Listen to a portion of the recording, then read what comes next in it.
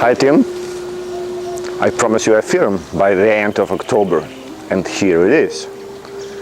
It is actually impossible to make just a single film about our trip on Nahanni. I plan to make 3 different films. This one, as promised, is for you, and I hope you will enjoy it. The second one will be in Polish for my family and friends, and the third one will be about the river, just about the river, about Nahanni and for Nahanni. But for now, enjoy the film, and I'm waiting for your comments. First of all, let's introduce ourselves. Perhaps not so much for us, but perhaps for other people who may watch this film. I think it's worthwhile because we're quite a specific social group. We were because it doesn't happen very often that in a group of 14 people there will be 3 dentists. So here we are. Beth, our professional tourist guide. Kathy, our second guide and a police officer in making. By the way, I have never seen so strong women as you girls. Are all the Canadian women like that? Monica, a high-ranking HR professional. Kim, Monica's husband, a safety officer by profession. Peter, dentist number 1. Brennan, Peter's son, a biologist and a magnificent photographer. Ian, dentist number 2. Scott, Ian's son, an IT professional. Paul, a civil engineer who, like myself, is 60 years old in September 2011. Happy birthday, Paul. Paul's son, a police officer. Terry, dentist number 3, also a whiskey supplier to the expedition, and the only man who knows how to cook bacon the Canadian crisp way. Chris, Terry's son, the strong man of the expedition. Marek, a young at heart Polish engineer and an experienced kayaker. Andrew, an Australian geologist of Polish background, also a keen learner how to cook bacon the Canadian way.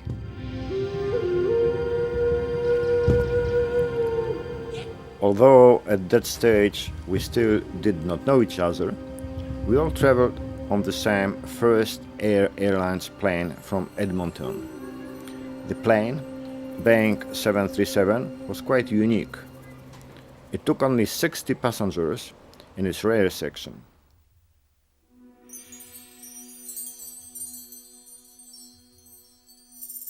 The front section was for the cargo. We changed the plane at Yellowknife, and after a short time from there, we landed at Fort Simpson.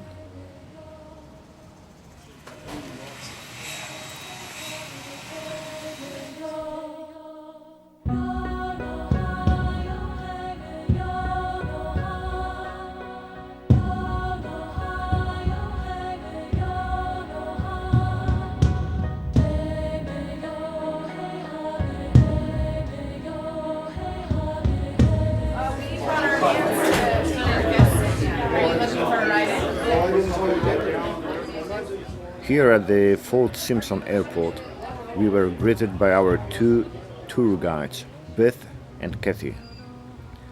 After introducing each other, we packed our gear and drove some 10 kilometers to the Blackfeather base.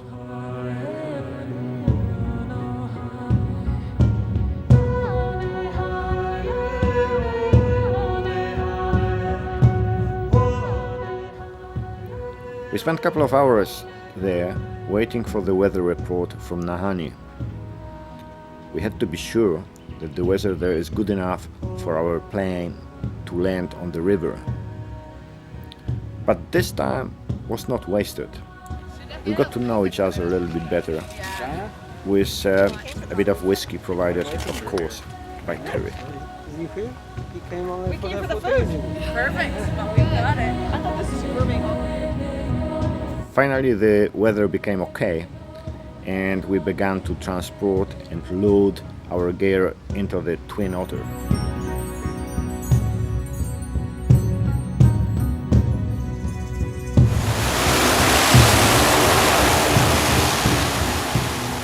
Twin Otter is an amazing plane. It is the working horse of the North.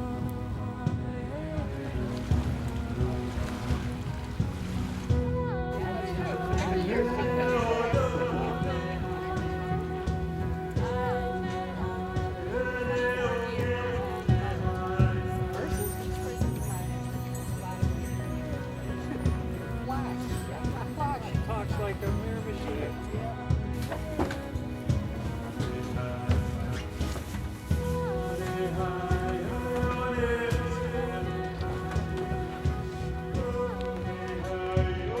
There's no luggage weight limit for the passengers, but then there's also no business class.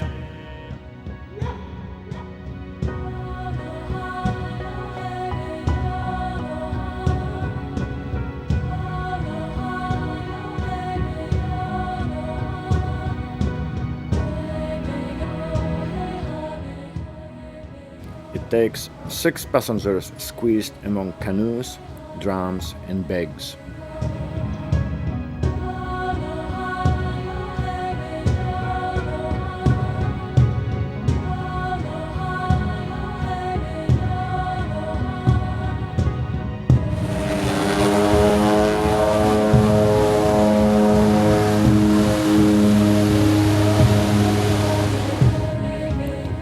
And off we go for just over an hour flight to Nahanni.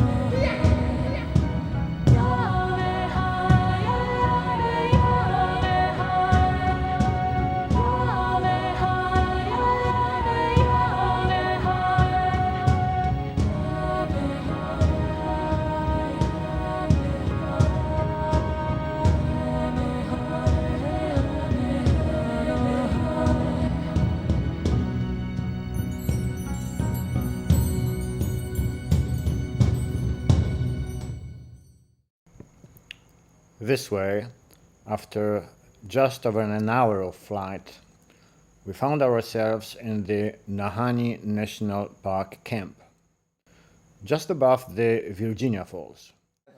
All right, this is our first morning on Nahanni River, just about the Virginia Falls, which you can probably hear in the background.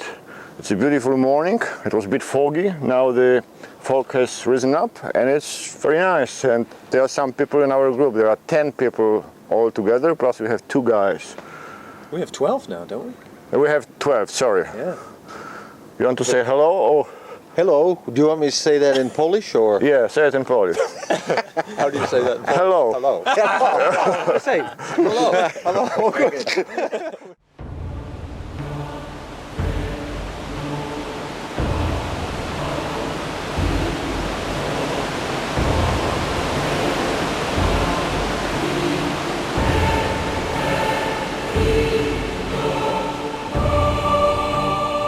The main attraction here, of course, were the Virginia Falls. The amount of water in the falls varies depending on the season. At the moment, the falls carry about 700 cubic meters of water per second, filling an equivalent of an Olympic swimming pool every 3 seconds.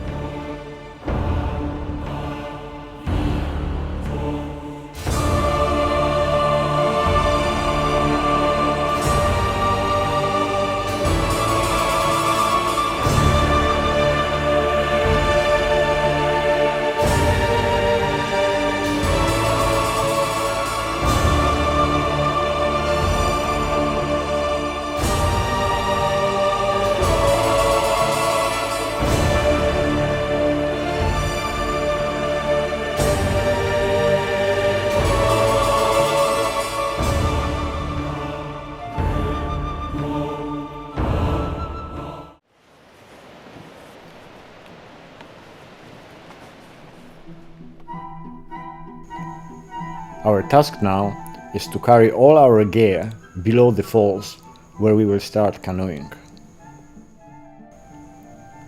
I estimate that all together we have at least 1.5 tons of equipment, which we have to transport nearly 2 kilometers to the bottom of the falls. It means that, on average, each of us has to carry about 100 kilograms of gear. For most of us, it takes 3 rounds before all the equipment, including canoes, is below the falls. You want to get that one? You could come back and lug some stuff instead of taking pictures, you know.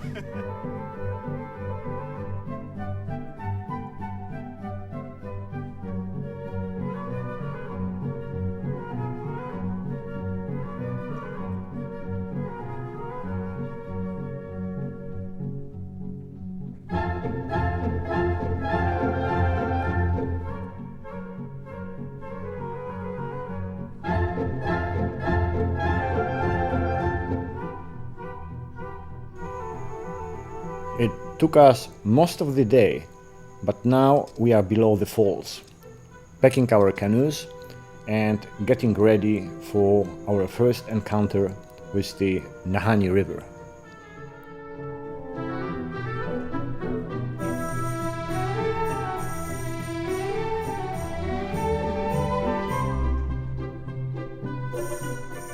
The river will test our skills immediately, because right from the start we have about 4 kilometers of rapids and very fast flowing water.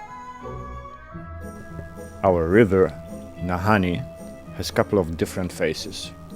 A gentle phase, allowing you to relax in your canoe, even though it's flowing very fast, and a more challenging phase. Let's have a look at both of them.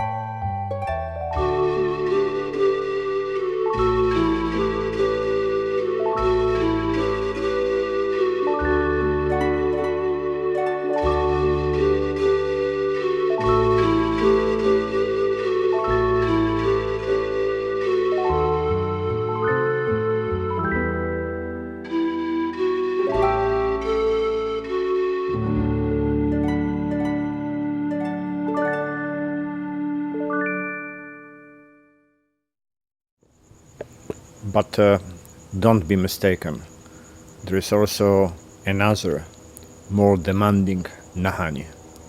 Have a look. And let go.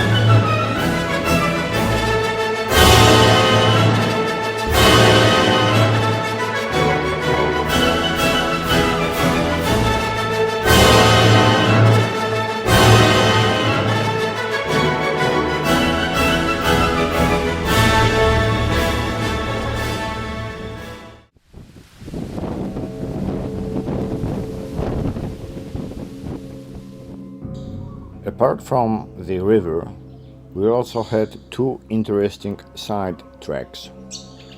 One of them was to the Lafferty Creek Gorge.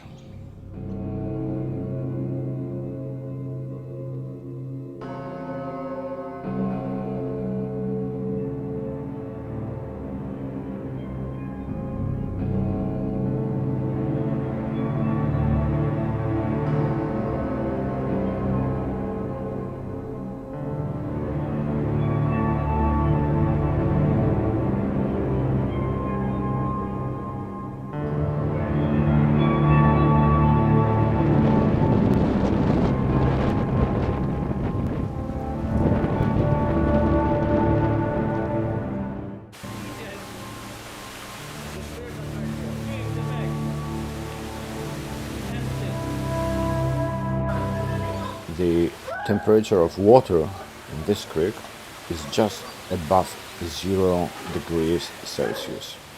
Very refreshing indeed.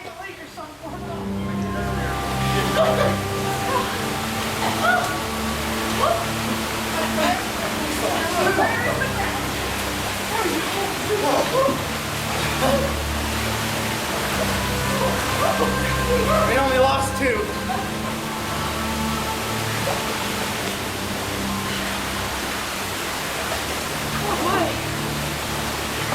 You look very nice there.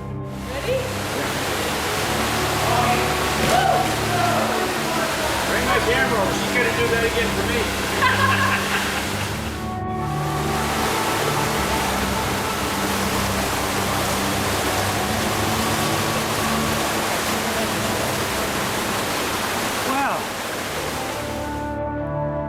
But very refreshing is also the lunch prepared for us by Beth and Kathy after we swam back.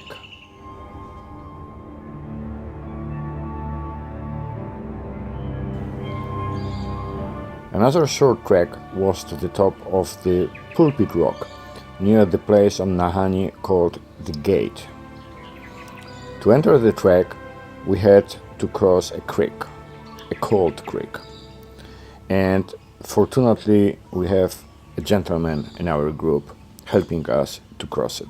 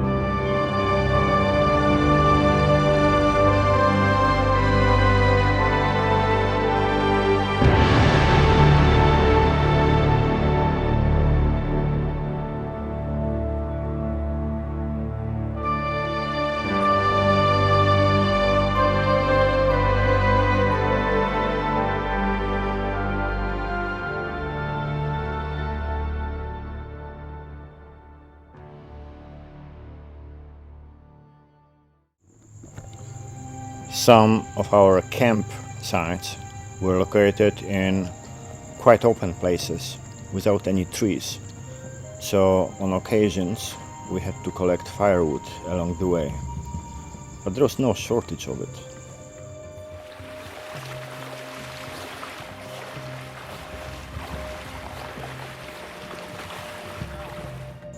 Park regulations do not allow to lit fires directly on the ground. So to cook meals, we have to use fireboxes, which actually was quite convenient. Nahanni is fed by glaciers, and its water, although clean, is full of silt. To have drinkable water, we had to treat it with water purification tablets, or we collected water in fresh streams fed from the underground karst springs. No, Paul, there are no fish here, although very rarely one can spot mysterious creatures bathing in the river.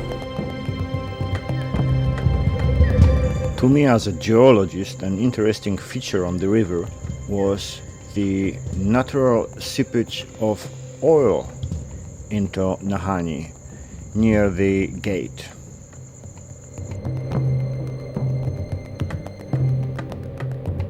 Very important part of our trip, of course, was the camp life.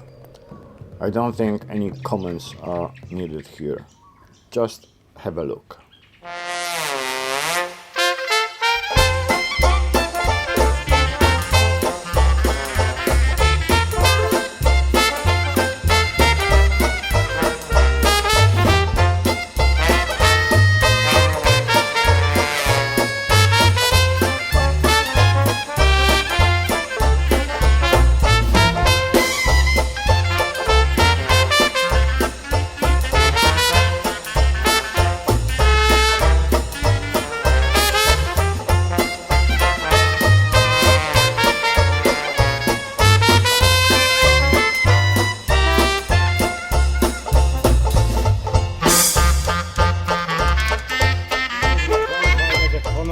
Canadians now? Yes. Temporary No, Canadian? New Brunswicker. That's better than an honorary Canadian. It's an honorary New So you get your Brunswicker. New Brunswick passport. That's right. If Paul caught a fish, we're gonna have you kiss the fish, but he's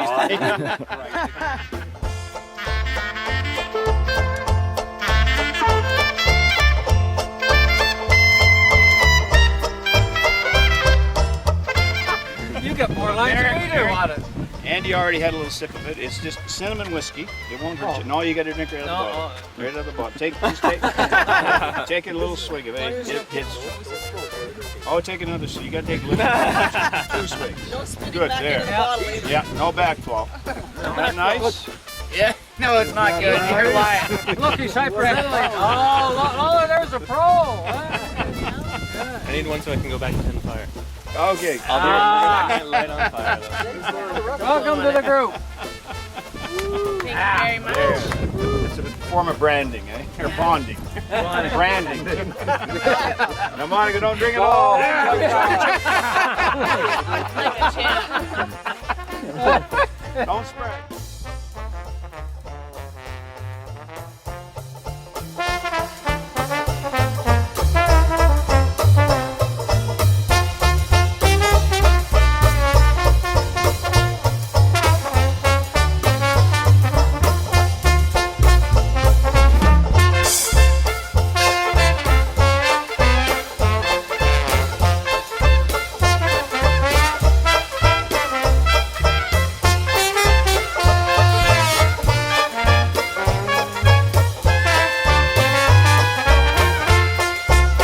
Metamorphic? Is it granite? Leave it here, and I'll check. I'm waiting for a definite answer. You, It's not granite. It doesn't belong here. Andy, you want a category of rocks, you mean? I want the name of this rock. Jesus Christ. Everybody's going to bang. It's not chalcopyrite. What? It's not chalcopyrite. Calcopyrite? No?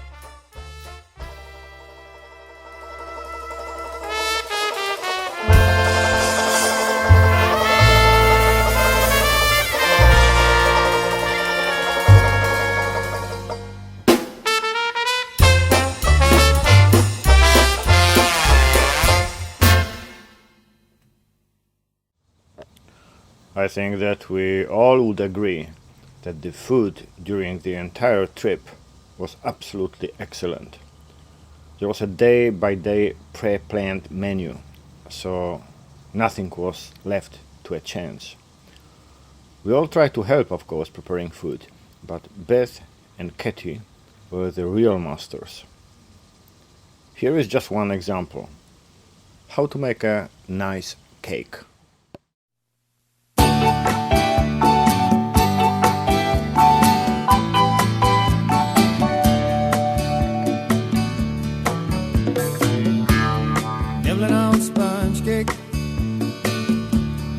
watching the sun bake. All of those tourists covered with oil, strumming my six string on my front porch swing. Smell those shrimp, they're beginning to boil. Wasting away again in Margaritaville, searching for my lost sugar of salt. Some people claim that there's a woman to blame, but I know it's nobody's fault. Don't know the reason, stayed here all season. Nothing to show but this brand new tattoo, but it's a real beauty, a Mexican cutie. How it got here, I haven't a clue. Wasting away again in Margaritaville. You ain't gonna get it, buddy. There's gonna be some people chopping away at that. Gradually disappear. Some people claim that there's a woman to blame. Now I think, hell, it could be my fault.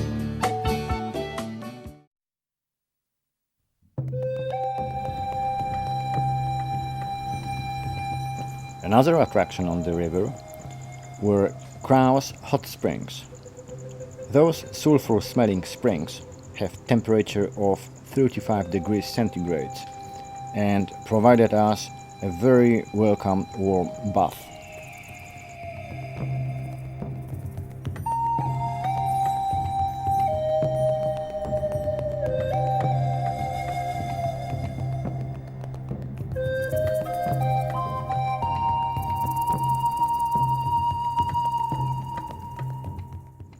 Gus Kraus, a German gold prospector and later a park warden, lived in this hut together with his wife for 30 years, until 1971.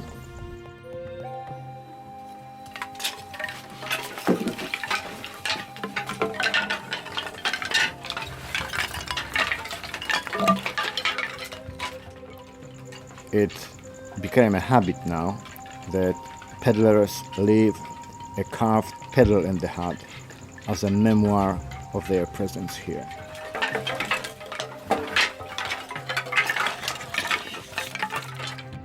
A group of Polish canoers, however, left somewhat different memoir.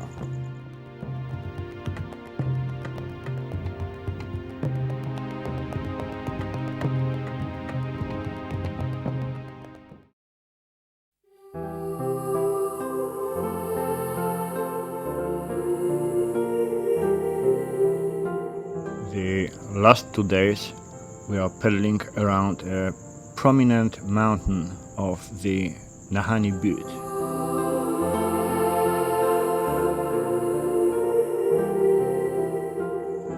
The river changes its character here. It becomes a wide, slow-flowing river, surrounded by wetlands and swamps. As a result, at our camp here, we are greeted by swarms of mosquitoes.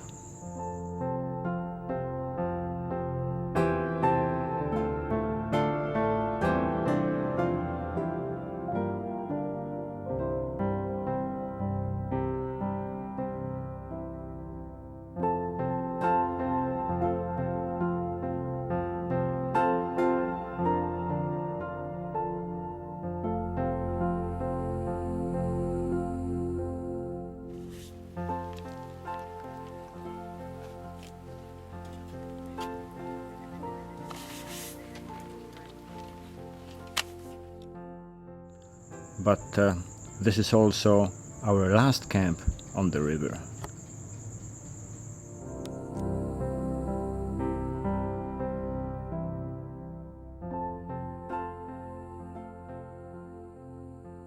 Last day on a slow flowing Nahanni. The speed of the river here is just about 3 kilometers per hour. So for the first time we have to pedal to move forward. We are pedaling to the Nahanni Butte settlement, which is the final destination for our canoeing. At Nahanni Butte we leave Nahanni, which just 2 kilometers from here flows into the Liard River. Bye Nahanni, till the next time, perhaps.